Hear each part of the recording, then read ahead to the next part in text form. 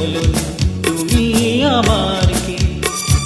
জানি না কেন যে তোমার প্রতি আমার এতটা, কেন একবার না দেখিলে তোমার